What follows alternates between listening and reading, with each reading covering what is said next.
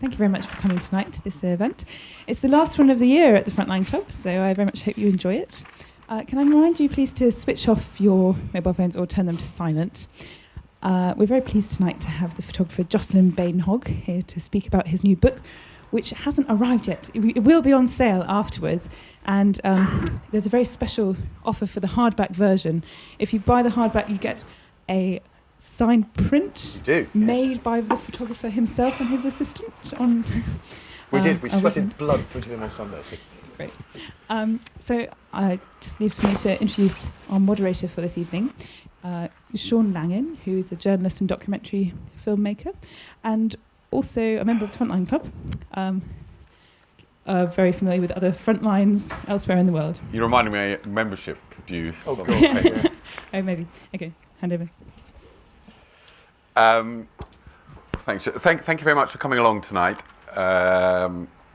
And for those of you who haven't been able to see the book, I've been looking through it the last few days, Jocelyn, and it's incredibly powerful and intense. I was in a bar a couple of weeks ago with a friend who's really posh and an alcoholic and always starting fights he can't get out of, and we were in this after-hours late night den in Soho, and we walk in and there are two really heavy looking guys, fully tattooed, and my friend, who actually wrote a book called How to Lose Friends and Alienate People, decided they're the two he's going to start on. And I just thought, oh God, I'm going to get killed. And nothing happened to me in Afghanistan or Iraq, I'm going to lose my life in Soho. And just as these guys looked like they were about to do something, there was this voice saying, it's all right, he's with me. And it was Jocelyn. And they're not actually in the book, are they, those two characters? No. But anyway, so Jocelyn asked me to come along tonight. And for those right of time you... to ask you, actually. So yeah, well, thank you for saving my life. And I thought it was the least I could do to come here. But in fact, it's a great privilege because this book, for those, just a brief introduction, Jocelyn's an award-winning photographer who's done now 4 books, or what you call documentary projects. Yeah. And The Firm, which came out in 2001,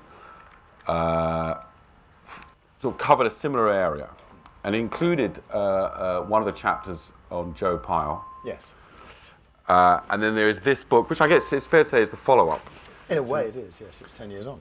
So. But this book, so you have The Firm and now The Family, which in a way is all about one family. This isn't the family in the American term of the word. And Jocelyn's done a number of other books. The Firm, which came out 10 years ago, to international acclaim, won many awards. Is this on a slight echo? So I've got such a voice, I could do without it, probably. Didn't mean that great voice, but... How's that? That's better. Oh, that's better. And just quickly, so The Firm, which was published to international acclaim 10 years ago, and you also did The Idols and Believers, and another book, or documentary book, called Pleasure Island. Idols and Believers about the celebrity culture, and Pleasure Island about Ibiza. And what stood out for me, apart from the photographs, is that a lot of these projects, and it was saying in your bio, a decade-long project. And I think it's amazing in this day and age of the media, where you're given 2 days to do a project by a newspaper or a week by a magazine. It's very rare indeed to come across projects like this. So anyway, so it's a great privilege to be here with you, Jocelyn. Thank you, sure. Likewise. And we've got some photos here before we go through the family. But this is from, as a way of an introduction, I guess, the Firm, which came out 10 years ago. Exactly. So this is the old school, I suppose, British underworld. The Firm was, I was sort of lucky to get into that. And it was by pure accident. It wasn't something I designed. Right. 4 years of that, I suppose, gave me an understanding of London, of being in London, of that certain world. Every nightclub you go to has some bald-headed guy on the door. These guys. And I guess it's an insight into my own city. I was born here, so this is, it's my city. So this is just a preamble, really, to the new book, just to refresh people's memories. Again, and this included some of the sort of the the iconic figures people may know, whether it was the Craze. It opens with the Craze, one of the funerals, I think, of the Craze. They were still alive. It was. It started with, I suppose, Charlie Craze funeral, which is this one. So, a different sort of world, something Dickensian about it as well, something very, very British, very, faces from the Rookeries, if you like. The one in the middle with the sunglasses is Joe Pyle. That's Joe Pyle. And that's Frankie Fraser. That's Frankie Fraser, yeah. All media figures. Of course. As well. Well, a long time ago, they said to me, we make more money from our books now than we ever did from post office blags. Right. So you sort of think, okay. Timing was lucky. So Lock, Stock had just come out. I ended up photographing this, as I said, it started with an assignment, and then it led on. And it was timing. It was perfect timing. So 4 years later, the book was born, really. So this is just a So it did start off with was that Sunday Times, The Observer, because you take photos? It was actually Elle magazine back Elle in the day. magazine, who then did features then. Yeah. So, and then Japanese GQ. Right. Who I spent 3 weeks with a Japanese journalist, which was actually fantastic, because they'll go, right, he's a Yakuza, blimey, it's cool. So the two of us, I'm usually in a suit, and Tatsuya, this fantastic journalist. Right. 6 foot tall, goatee beard, velvet jacket, very cool journalist. And they were just, I think they were just intrigued by this double act, which, we used to do. Journalists and photographers used to work together on these stories. And this is 1997 when we did this. Right. So we had 3 weeks, and we did, a story on the British underworld then. London Goodfellas, they called it. And that was the opening gambit, really, that I stayed. I carried on shooting. But by that time, it was established that we were journalists. I was a photographer. It wasn't an issue that I was trying to kind of betray their secrets. Right. But just there to document this world. And I always feel, I'm not a crime fan, but I think it's very important to show a world that people don't know, especially in your own country. Most of my friends and colleagues, and I'm with Seven, the photo agency, photograph major political issues in the third world. I started on the European when I was very young, but I figured that there was stuff to do on the home front, especially with changing laws, with privacy laws that are changing. In France, it's droit d'image, you can't take pictures anymore. We don't have that here yet, but we may well soon. So it feels like time's of the essence. Right. And to look at a world like this now, I feel is quite important. So not exposing it, but expounding it so people can get a sense of what's going on. We'll talk more, but just briefly, I mean, even with this photo, you started off after college, you did a documentary, which I've never heard, because I've heard of reportage photography and photojournalism, but then you were doing movie stills. I landed in London after college, I think I was 21. Because some of in the new book, and including this, felt like a movie. I mean, it looks like a movie, partly because the characters are very aware of their. But that was your initial job before you became a journalist. I started on my first ever job was movie stills, but also wasted youth watching the Sunday movie on BBC. Right. Powell and Pressburger films, and It Always Rains on Sunday. These wonderful British Ealing movies. Let's have a look at a few of these. Yeah. So this is Joe Pyle, who's the old godfather. This was Tony Soprano, and just a few highlights from 10 years ago, really. So. And this character here, Dodgy Dave Courtney. Dave Courtney became portrayed by the media as a lovable rogue. No, exactly. That was when, after the Lock, Stock and Two Smoking Barrels, where gangsters were becoming. I mean, he had his own TV series, but in fact, he's not so lovable. I think he's in jail at the moment. Right. So, for being a lovable rogue. Yeah. Otherwise, he'd be. And that's Joe and young Joe. So again, this is reference to what's happening now. So, the old man and his son. And boxing. It was quite bizarre. They'd have these boxing matches at the Kensington Park Hotel, and Ali G would be sort of doing an act there, and you'd have Alexander O'Neill singing, and everyone was suited and booted in black ties, and they'd be having dinner while the boxing was going on. And there was one time when a man called Tommy from Brooklyn turned up, and he was escorted. 7 men came from the shadows and escorted him out, and you kind of realise there was a sort of power going on here. This was an efficient organisation that had money behind it, and it was quite international. Flanagan. I love this fellow. Yeah. Gangsters Mole #1. Self-styled queen of the underworld. And insisted on being photographed in her fur. That's right, yeah. Oh, really? And she insisted on me photographing her in her fur coat. Right. Because she knew what I was going to do, and actually knew Don McCullum from her right. youth. Was very wary of being photographed. This is just brilliant. I mean, this is in Tenerife. Yeah. Costa del Crime, as they call it. But what I'm struck here, what doesn't really, regardless of the world you're photographing, the characters, it's just, it speaks for itself, doesn't it? But I mean... And there's Mickey saying, "Oi, come in here and take a picture of me." Well, I was going to ask, I mean, many of the books, the photos, the intimate moments, you couldn't be any closer unless you were under the shower yourself, butt naked. Yeah, so having a gin and tonic in the room Could have next been to standing down here, but that's amazing. How does that happen? It's trust. Again, you spend time with people. If you're not trying to be them or judging them, if you're just, again, being a photographer is kind of, it's a luxury job. You're on your own. You have to get on with people in order to take pictures, and it's a bond of trust. They trust me, I trust them. That way, I get the pictures that tell the story. I mean, you say it so it's easy because we've all seen millions of photographs, but it's very rare to see such a photograph as this. As I say, 4 years of getting to know people. Right. And as I say, I'm not trying to be them. I'm very consciously not. I don't have a shaven head. I don't speak with a. There's a lot of photographers, and I know I'm a war journalist, ape the clothes, the style of mercenaries, soldiers. But I imagine these people can sniff it a mile off, and you don't make any. And they accept you for who you are. I think if you dissemble, you end up having your legs cut off. So no, I mean there would be no real point. Is she Miss Tenerife? She was Miss Tenerife 1996, and it was a little love story that went on there. Just drop that in bit of information. Just so there's a bit prove I've done my homework. Yeah. Should we have a look at some the other ones before? And that, of course, is mucking about with a couple of. Is that a water pistol or real? Yeah, minutes before the clip fell out, and This is again Tenerife. That's Tenerife, yeah. Which back in the day was. And wasn't this guy on the run at that? Yeah. Yeah, he was.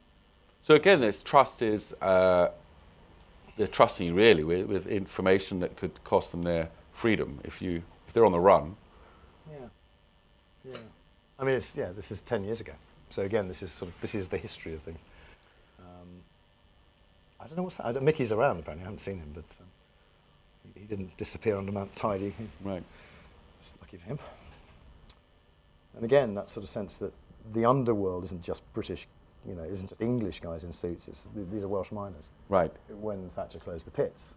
I was going to say, in the book 10 years ago, it's a much wider aperture, and in a way, in this book, you've honed in on one family. Yeah. I mean, this was my first big project, so I think I was younger, and in a way, there was a sort of, I suppose in a way, photography has changed. In those days, you would do picture stories, so the 12 picture stories, the establishing shot and the close-up, a formula to how you would take pictures, which was how the Sunday Times and Stern and all those magazines, and Geographic to this day, still operate. Right. But I think now it's changed. I want to do something different with the new project, because I've done this. This was a... So can I ask, when you say you've done this and you want to do something new, how do you summarise more that fluid, is? the work, I think, I'm older, so I'm less, I'm not even half the time conscious of sort of trying to take a certain picture. I'll just do it now. And also, again, this project doesn't have the same sort of, it's a different narrative. It's it's much more intimate, and it's much more about their home lives, their family lives. It's showing, I guess, I don't want to say what do you mean by documentary? Because you call these documentary projects. Well, yeah, I've never thought of myself as a photojournalist. I mean, to me, a photojournalist works for magazines and newspapers. I mean, I do. Because I'm not a photographer, so what is a photo? And reportage as opposed to documentary? I kind of feel these days photojournalists were the ones who were working for Life magazine, and after the Second World War, the Magnum photographers who were, the guys on the walls here. When we would see pictures in our daily papers every day, and the Sunday magazines, Life magazine, all these great picture essays would come out. They were photojournalists. And it was about having, journalism with a camera.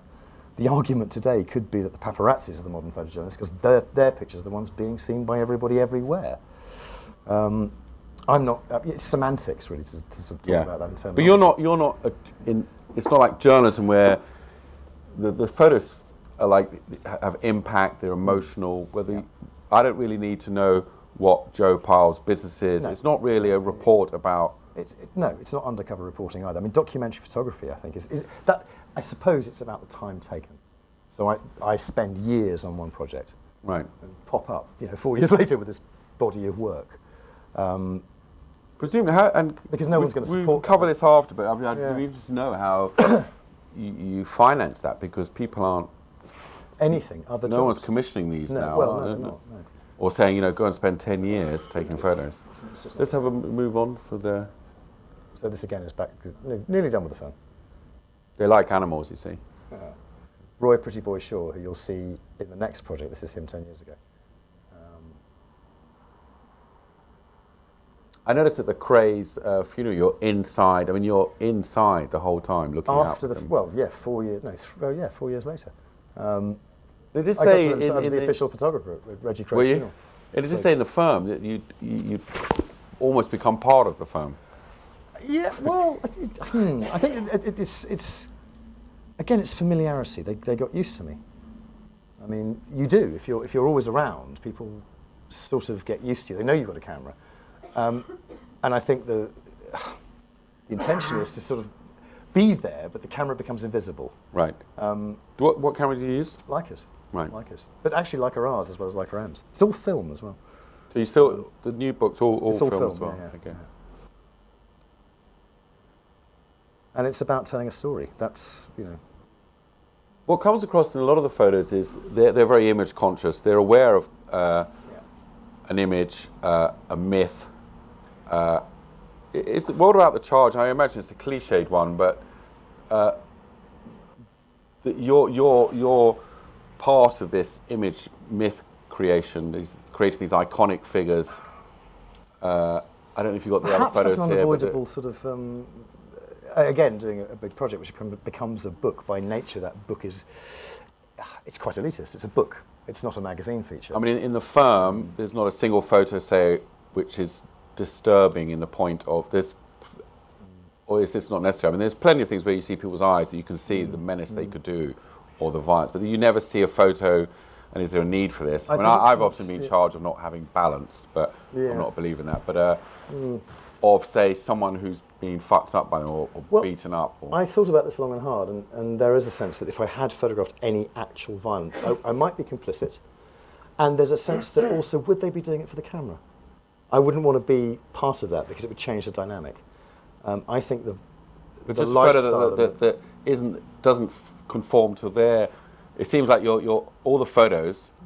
I mean, I'm playing slight devil's advocate because I think some of them, you don't, even if they think it's been coming across in a certain way, it just seems dripping with the beauty of a photograph menace, is that everyone can assess it. So you don't need to have that BBC style. But I meant just photos that would not be in keeping with how they wanted to portray themselves. Yeah, and it doesn't have to be them enacting violence. I'm not saying they do, but perhaps a victim of crime. The picture of Mickey pointing the two machine guns to his girlfriend's head. I mean, the old chaps did not like that one bit. One of them refused to speak to me. How could you put that in? That's not our code. Well, yeah, but it happened. Right. It's a different generation, so it has and let's to be. move on because we want to go on to the main. And the new one. This is. So this is the front cover of the new book. So we're now on the family. It is. Yeah. Okay. I love the kind of man from La Mancha on the. So this is now the new book. Yeah, this is the new book.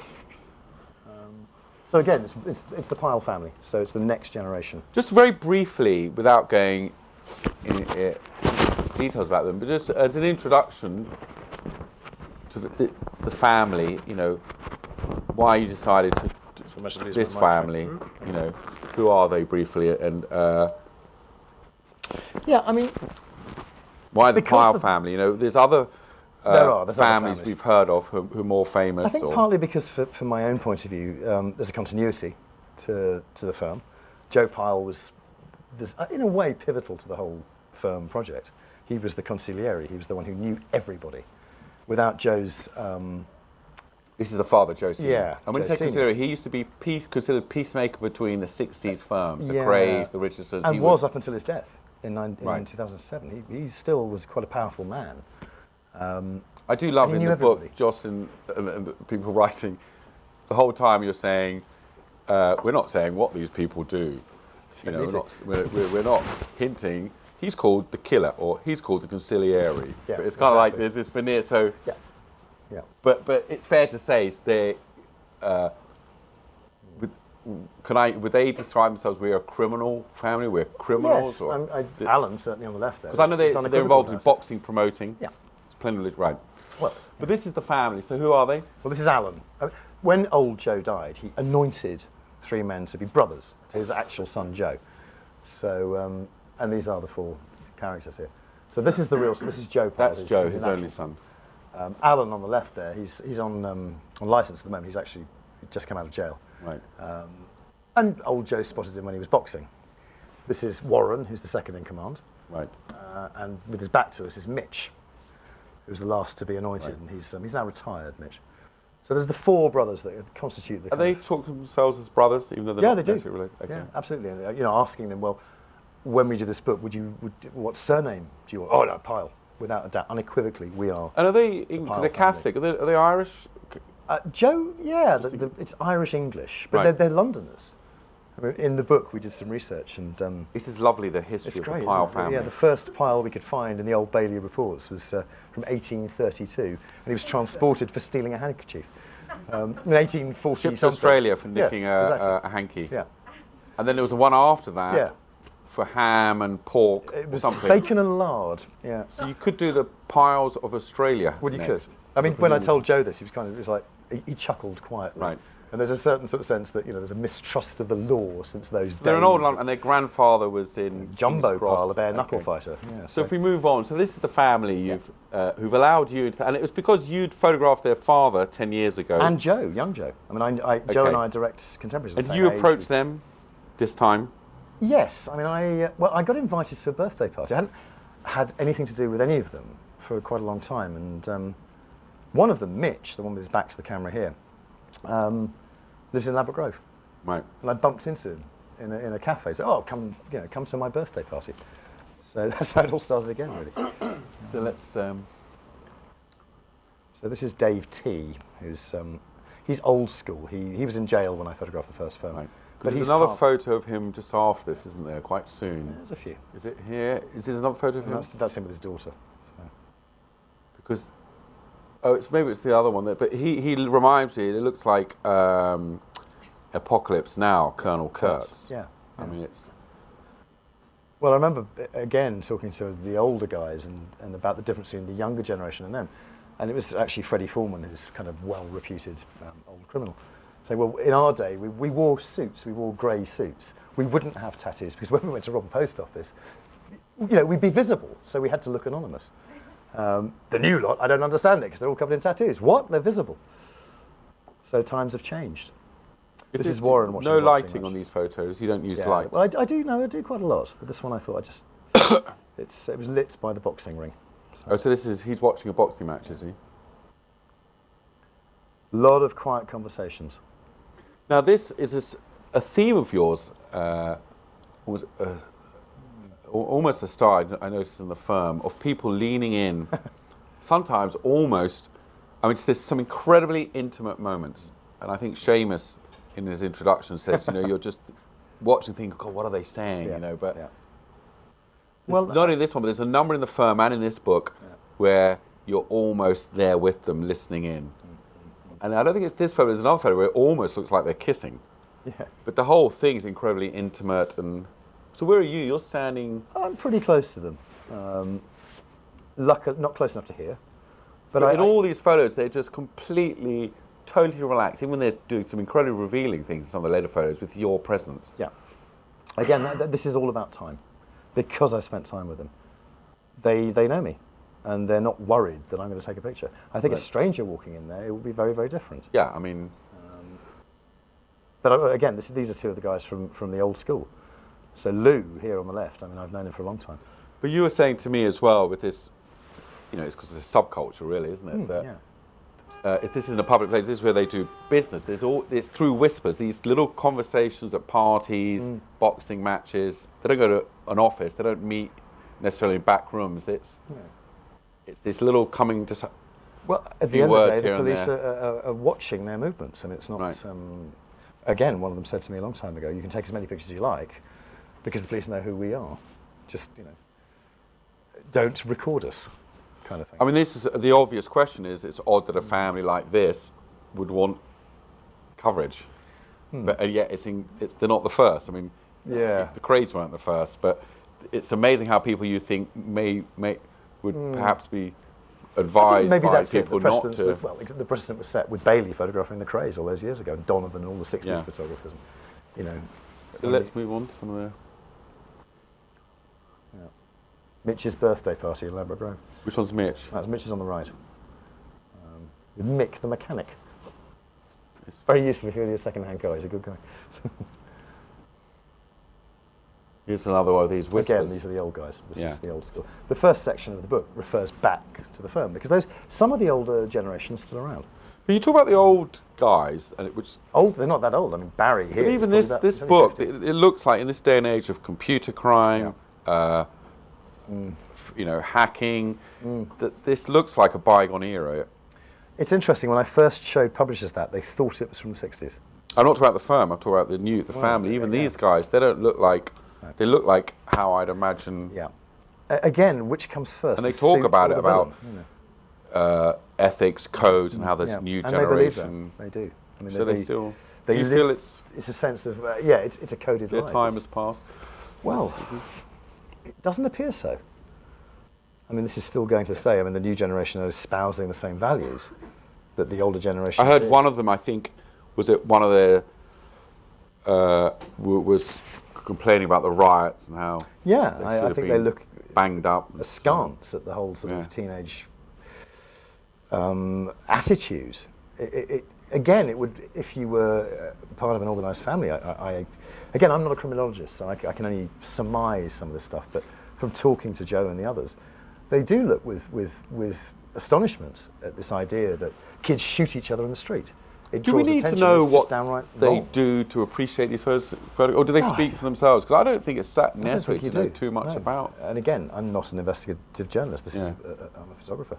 But somehow it reveals as much, if not more, than that's the beauty of being a panorama investigation. Yeah, or a you can make your own minds up, and you should. It's not preaching; it's just showing. And the female of the species, as they say. Again, the same conversations. Now, this woman, she's the matriarch of the family. Yes, she's. It's a great look she's got. Joe's Auntie Lorraine. So she's his father's sister. Yeah, and she runs the boxing, so she deals with all the sort of tickets to the boxing matches. And again, the business is boxing and music promotion. And just on the photography thing, why with this? why did you like that?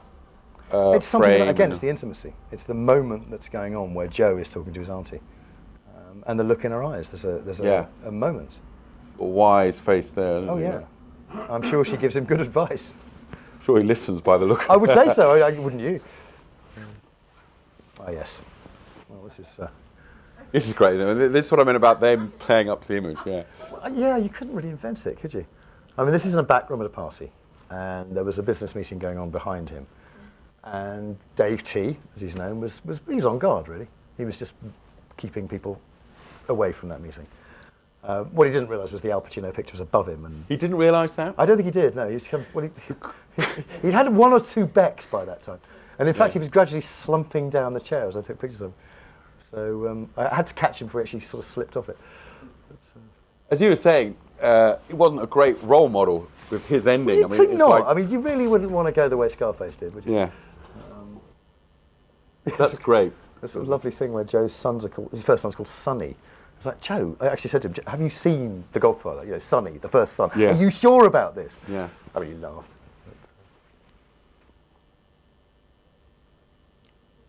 But, again, the sort of the tattoo culture, the whole sort of...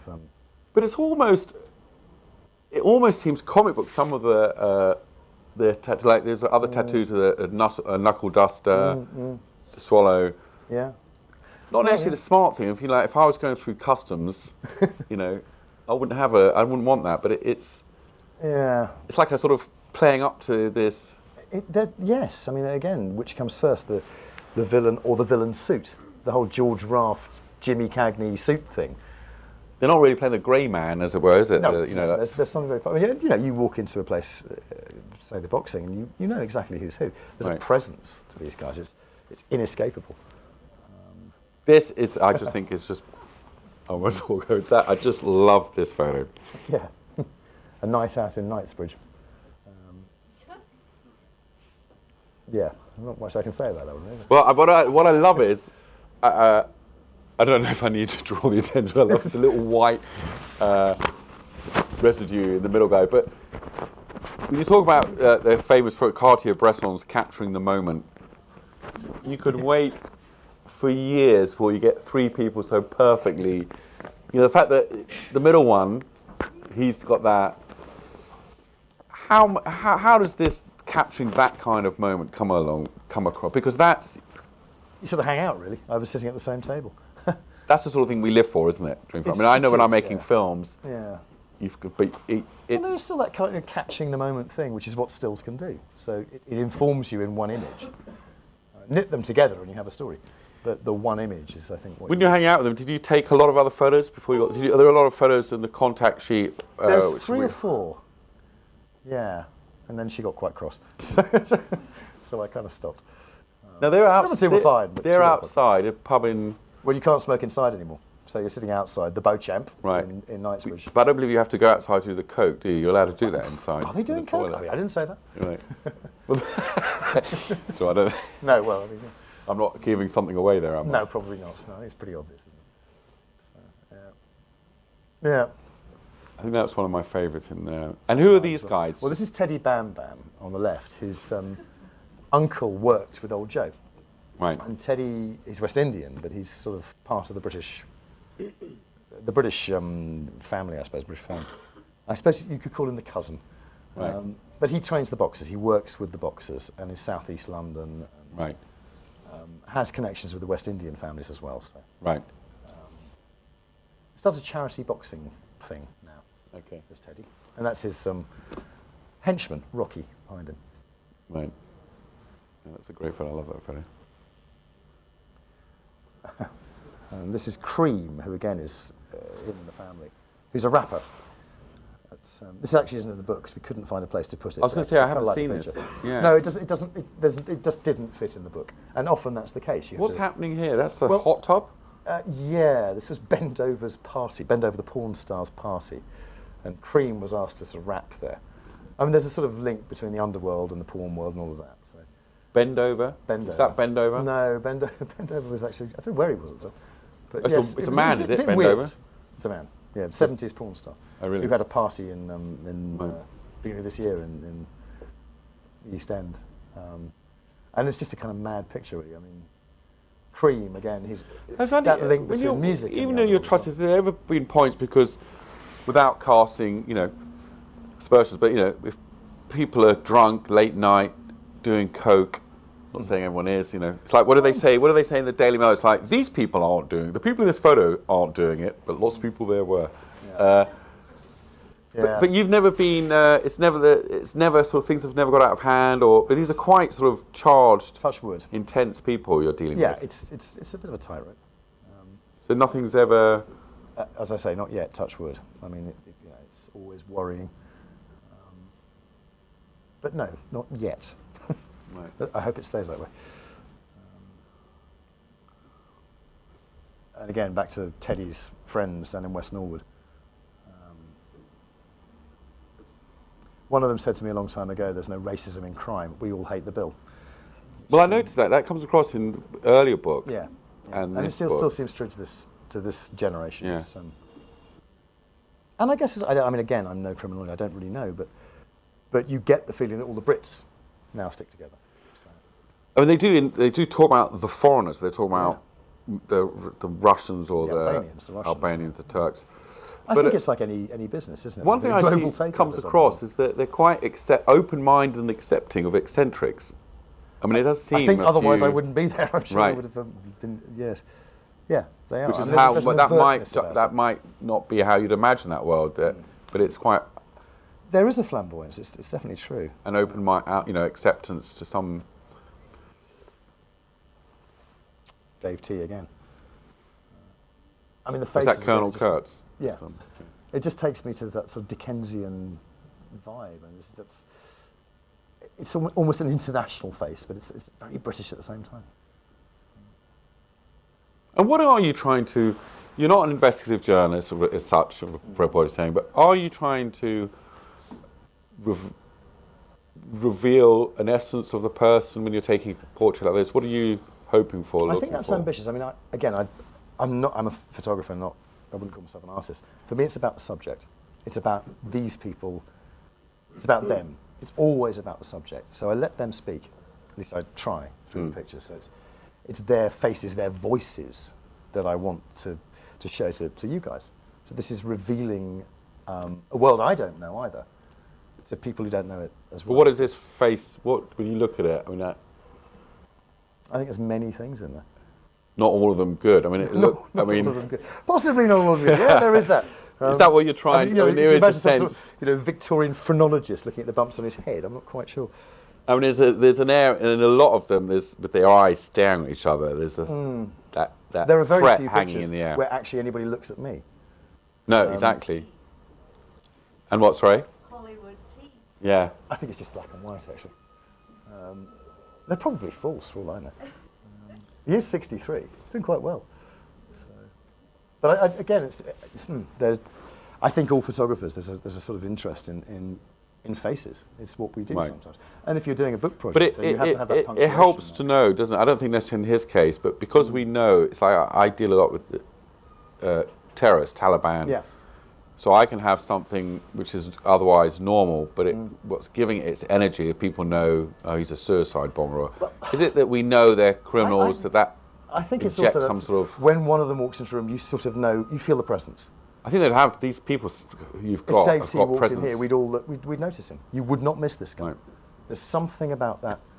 But going back, I mean, I was accused of doing propaganda. So when you do terrorists, it's propaganda. But here, when these aren't political players, so one would be accused of glamorizing. Oh yeah, yeah, I've had that many times.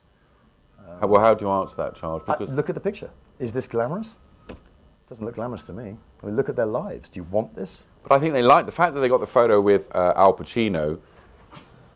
They like this image. I mean, it's important in their world as well. You don't want to Very look much soft. So. But each person's different. We all have different perceptions of ourselves. I mean, I always find that interesting. I mean, when the firm first came out all those years ago, I thought, God, they like this?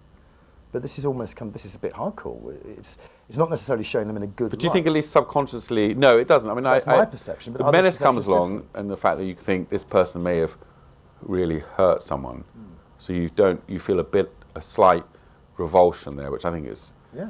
So you couldn't be accused of just painting a whiter than white thing. But are you subconsciously think, like, they always look strong in this. You never get a photo of them picking their nose or a moment of weakness.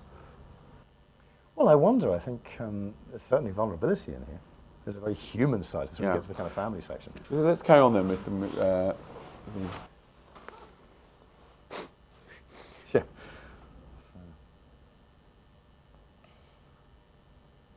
Now that this man is looks... pretty vulnerable. This is Roy Short. Who's now, in the old book, he was... I mean, he's a legendary underworld figure.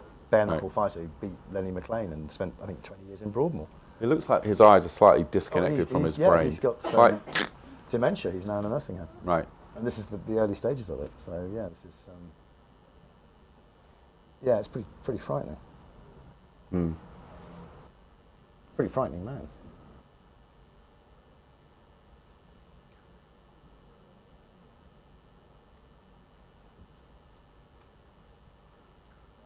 Is this one of the piles? No, this is actually Welsh Phil. He's an ex-paratrooper, come boxer, come doorman now. Right. From the boxing. Again, Warren having a quiet word. Oh, another whisper. I didn't see that. That's lovely. Yeah, this is Warren having a little whisper there. Right. And Joe Pyle with Freddie Foreman.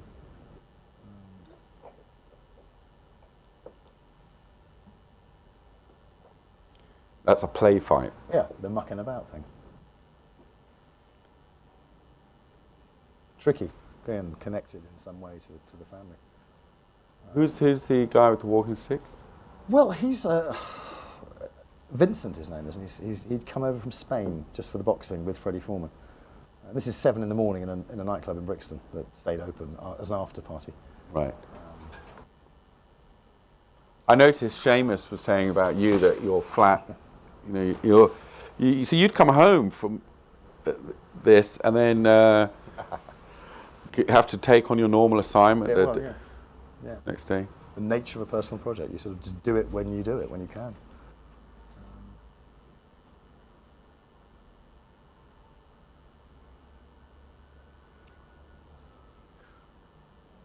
Again, talking business. I mean,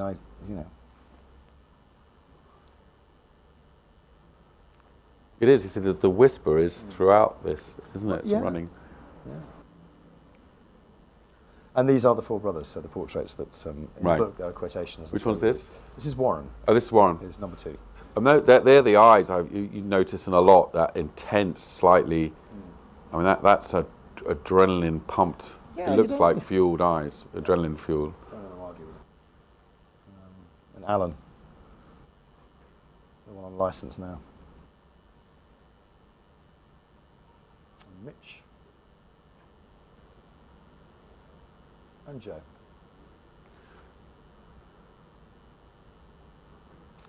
And this is the section where it shows their home life. So this is the thing. You're now at home with the family. I mean, this is like The Sopranos. The Sopranos of Mitchell. Yes. But again, the Sopranos were in Jersey. This are in Surrey. So it's not, the parallels are kind of interestingly considerable, really. And again, the sort of mock Tudor house in Surrey. That's it's very British. It's a very British Sopranos. Right. With Joe's dad's car, Joey Parr. That's right, I had noticed that, yeah. And this is Manny's first communion, so this is Uncle Mitch saying hello to Honey, one of Joe's daughters.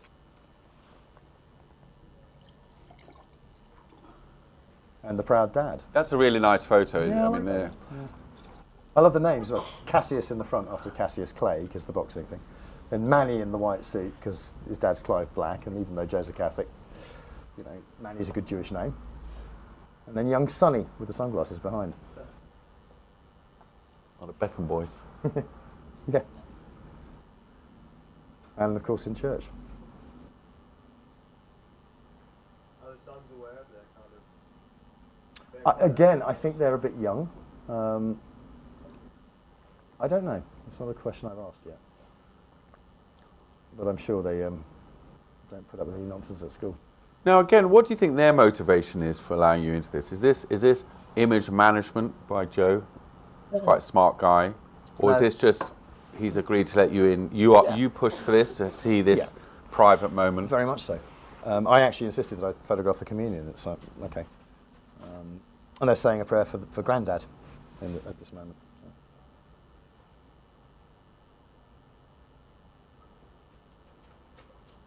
Again, that's Warren's wife and his daughter. Right.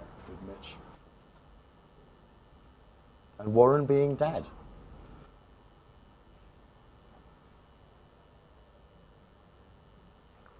Probably my favourite picture in the whole book. So. I'll let that one speak for itself, I think. Yeah, no, exactly. That's the thing. You know, a photograph should speak for itself. It doesn't need wordy explanation. No, because you have very little. I mean, there is a brief line after each photo on the next page, but really... I mean, I hope that the pictures do speak for themselves, because... And in a book like this, do you try and go for a narrative arc? Yeah, or there is a narrative. There's a way you construct a project, a book. And working with a designer is essential. Somebody can put it together in a way that it's a visual language. When you turn the page, it makes sense. Right. And sequencing, too. All of that, it's like making a movie. Warren's birthday cake. I love that cake. Yeah. So. But once this whole book, I mean, where is the narrative in this? Does it? I mean, we now see we've seen them in the boxing. I mean, this is edited parties, the clubs. The book itself does follow that. Right. I suppose the book is one big long picture story, so it does flow. So when you can, if you get the book, then you'll see it's close up, long shot, middle. It's point of view, whatever. It's the same, similar language.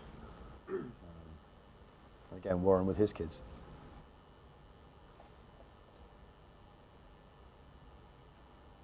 This is Alan's sort of night out after he'd been released from prison. Right. It's a big night out in the West End with Alan and all of them. Getting other photographers coming up on your screen for Yeah, some it looks reason. that way. There's a front line Skype page going on here. Mitch, who's now getting married to Sandra here. Right. This is his birthday this year rather than 4 years ago. And she'll see in a minute. And why black and white, not colour, or do you... Partly because I just Your wanted to Ibiza book was colour, wasn't it? Yeah. I mean, most of what I do is colour, but actually I just want to get my hands... I want to process film again. I just want to do something with film. I mean, the film, I hadn't really made a decision to do it in black and white then, but everything's at night, and everyone wears black, and it's London. Again, and there's no bloody light. They don't come out in the daylight. It's pretty rare. Right. So actually black and white suits it. She's the matriarch again. Yeah. Is that from the same moment you took the other photo? Very similar, yes. It's kind of, yeah. Without different. saying what they do anyway, but if it was like a Hollywood cinematic, she's like a female Don. In many ways. Well, I think there is that sense of Joe respecting his aunt and wanting her advice on many levels at a party. You know, I don't know what they're talking about, but it's presumably something very personal. And again, another party back at Joe's house after the boxing. So the women are in the kitchen, the men are... Do the women, do they have that women in the kitchen, men together? Again, in this instance, they did. Right. There are other times when they're all together, but at this moment, yeah, the four brothers were in the other room. Warren's birthday party afterwards. So a friend of theirs by the cooker, which I just quite like the picture. The angel in the kitchen. And again, talking business. 4 in the morning after a boxing match in the front room. And he hasn't seen the book yet, or they? No. Well, they've seen the PDF of it, so they're aware of it. So. But no, they'll get. Well, they did see a preview on Friday. Do you find? I mean, you in TV land, that horrible. They talk about immersive TV, where some TV celebrity spends 2 days immersing himself. But you really do immerse yourself. I mean, is there? Yes. And what's no, that film? Is it Serpico? The last scene where Al Pacino's gone so undercover, he can't come back out. I think. Do you find it draining? Yes, it always is draining. But it's not so much the people. Well, it is partly. I mean, it's working. This is an intense subject. Yeah, and it's also you're concentrating. There's always a camera somewhere between myself and them. So I'm always looking. So it's draining in that it's photographically quite, demanding. Right. And you want to get the pictures that tell a story. So. But energising the same way, because the fact that you're driven, you are driven really. I mean, pretty much. Must be.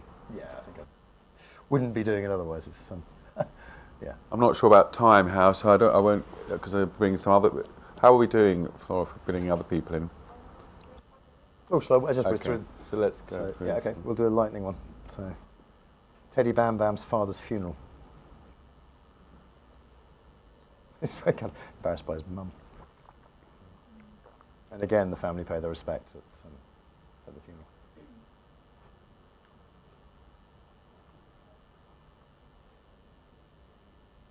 Mitch's birthday. I love this. This is the stretch first limo. picture that started this. That's Mitch 4 years ago. Oh, I see. Right. We were rather concerned about the blonde's husband, Sven, who was standing behind at the point when I took that picture. Oh. Yeah. Her husband's not. Yeah, he's not really visible, but his name was Sven. And we thought, what? Anyway.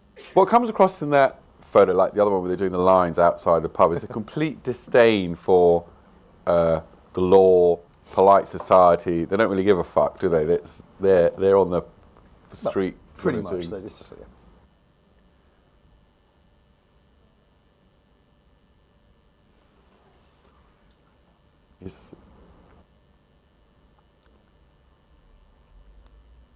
So the boxing matches, again, they used to be in Caesar's Palace in Streatham, which is closed down. And now it's anyone's guess. There's also a sense that you've got people like Dave Courtney who people admire and they want to shake their hand off. Yeah, you see this. I mean, the fact that they're... That's Dave now, 10 years later. But it's kind of odd, isn't it? He's clearly well, in this day and age, so many people are celebrities, but the young guy's coming up, shaking his hand. Yeah, absolutely. And the man with the slightly deranged eyes going... Well, that's Roy Shaw again. Yeah. So. He's frightening. There's a lot of deranged. So this is the family, the brothers all together. No, that's Joe in the middle. These are other kind of ancillaries. Mother on the right there. He used to be big Right. character. He's now kind of, he's actually a bailiff now. It's just, yeah. Boxing again, which a huge part of their lives is boxing. Courtney and Bam Bam watching boxing in Luton. And Warren again. I remember when Frankie Fraser was doing books and things like that. I think there was some, making lots of money, and he was on the chat show, talk show host. And some victim said, that guy did pull my teeth out with pliers. His nickname is the dentist. Yeah. So, Yep.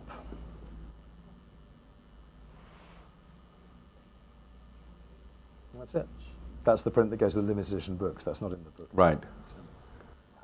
So there you go. Well, it's brilliant. That's it. Thanks very much, Jocelyn. Well, and we're going to talk some more. Well done. Thanks, sir. So shall we open it up before if anyone would like to ask any questions? I'm curious as to how they sort of grew their offspring to take over from them. It's a good question. Does it just happen organically? I mean, Joe said, again in the book, obviously I talked to him a lot, and he said there were 3 things that were givens in his life. 1, he would go to prison. 2, he would love boxing. And 3, he'd be one of the chaps. And that was sort of from an early age. So I can't say what he's telling his sons, but that's what he knew, and what he's quoted him as saying in the book. So. Loving boxing, I think, is number 1. Sorry, Jocelyn, just Thanks, going Alice. on from that. Yes, Dave. Alice edited the book. So. Hi. One of the things that some people said was that they were hoping their children wouldn't follow in their footsteps. Absolutely. Yeah. Again, the quotation in the book is when I asked Joe about what he was going to do with his kids, he sort of sang a Conway Twitty song. Mama, don't let your children become cowboys, let them be lawyers and bankers instead. But he also says in the book, how many post offices would I have to rob to put my kids through public school? Which gives you an idea of what he aspires for his children. And again, a conversation I had with him a long time ago about how he could get his kids into boarding school so their lives would be different to his. In one way, they're very traditional. Very much so. Almost all Tories to a man. Right. Winston Churchill's Joe's hero. Yeah. So they like nothing more than their kids to go to public school. And end up like my friend at a late night bar sounding like a beat twat, getting beaten up by one of their friends. Yeah. Is there anyone else who'd like... They must be pretty small fry if they can't afford to send their kids to public school, mustn't they? I mean, where's all the money?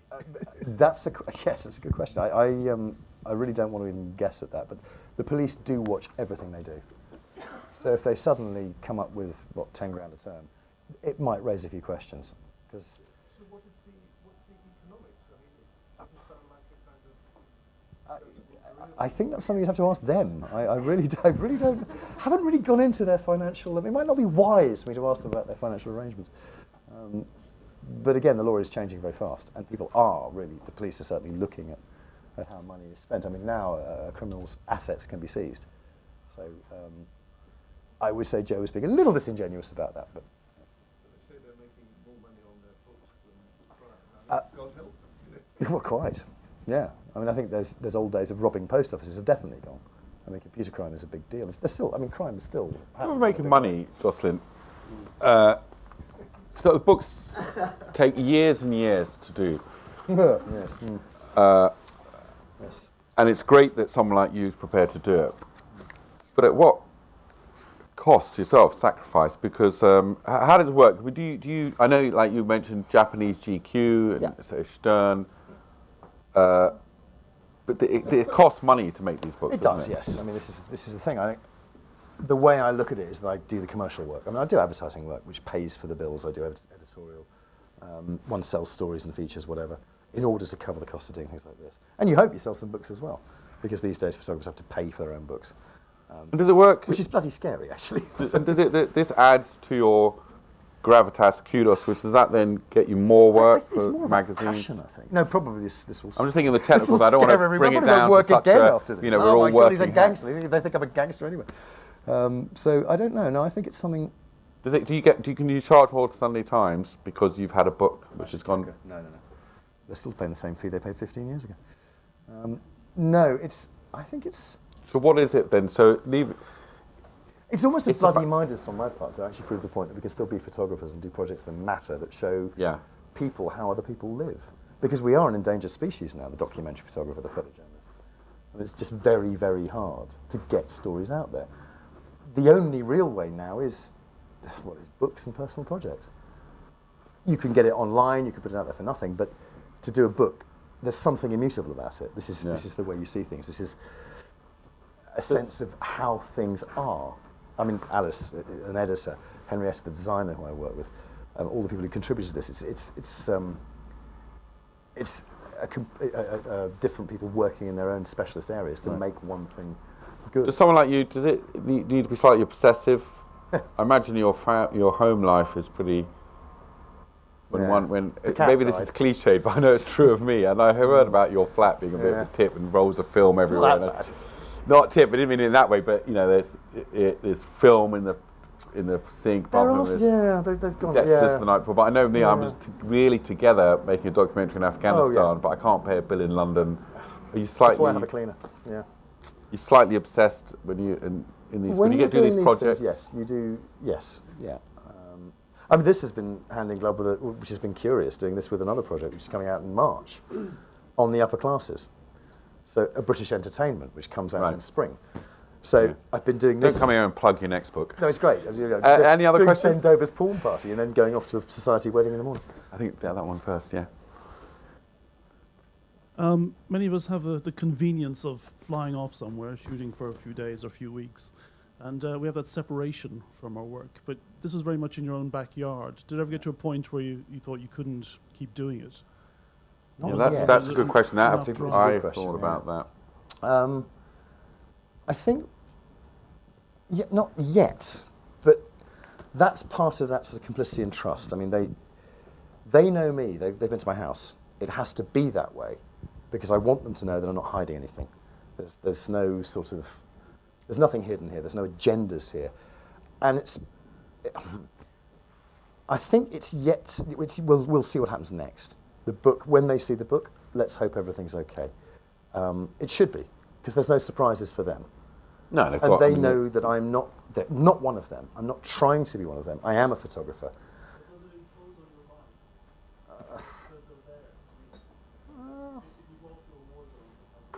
Well, you were in Tenerife with me all those years ago. You remember that? Mickey Galton was terrified of your driving.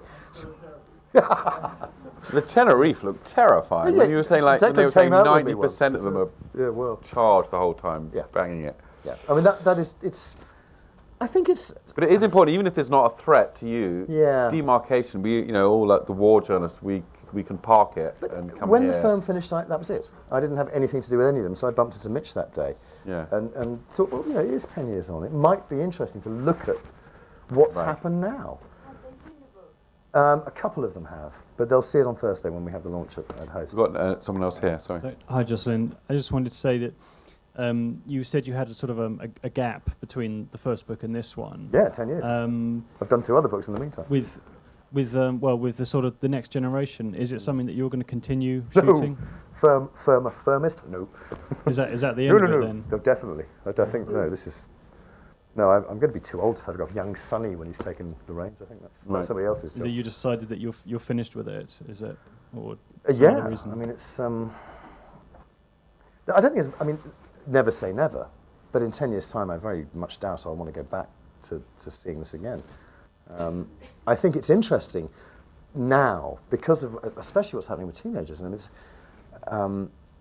again the fact that the organised crime world is quite disgusted by this whole youth attitude where people are killing each other on the streets, and they are every week in our cities. So there's a sense to look at what the organised crime world is and how it's behaving. I was at a boxing match last week, and it's a charity do, and they're starting this thing to get kids off the streets into boxing clubs. And it's quite interesting. There's a sense of let's get it back to our rules, our ways of doing things. Are you going to be going around the house for? We don't do Thanksgiving. There's only Boxing Day, Christmas Day. No, photographing a hunt, darling, a hunt. Yeah. Any other questions? Sorry, I was going to say, do you think there's so many generations left of this? And then again, it's a good question. I don't know. That's it. Again, I'm not a criminologist, but I don't think crime's ever gone away. I mean, it's been here since Robin Hood. So Do British crime has anyway. So. they feel under siege from the East European criminals who come in? I'm sure they do, but the guys I photograph are in Surrey and they're doing their own thing, so they seem to be. And they have links with, you know, again, this is not my, I'm a photographer. I don't actually, I can't answer that question with authority because I really don't know. What about those family members where you're sentenced while we were... Sorry, can we just wait for Mike so others can hear?